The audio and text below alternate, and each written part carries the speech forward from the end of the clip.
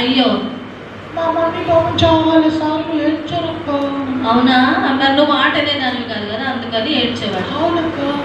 ఎప్పుడైతే మా టీచర్ ఈ మాట చెప్పారో అప్పుడు నేను చాలా ఏడ్చానక్క. ఎందుకు? నువ్వు చేసినవి నీకు గుర్తొచ్చినాయా? అవునక్క. నువ్వు తప్పులు చేసినవన్నీ గుర్తొచ్చి మా అమ్మని ఏడిపించాగా నువ్వు కూడా ఏడ్చావు. అవును. మంచిదానివి, బాగా వాక్యం నీకు పని చేసింది కదా. అవునక్క.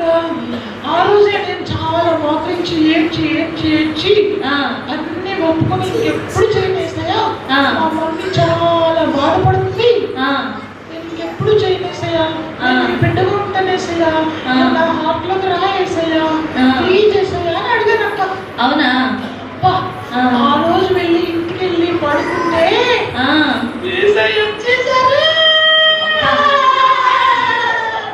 పిల్లలు చూసా లూసి, నువ్వు చేసిన మంచి పని మా పిల్లలకు చెప్పావు కదా, ఇప్పటి నుంచి వీళ్ళు కూడా వాళ్ళ అమ్మ నాన్న చెప్పిన మాట వింటారు కదా పిల్లలు.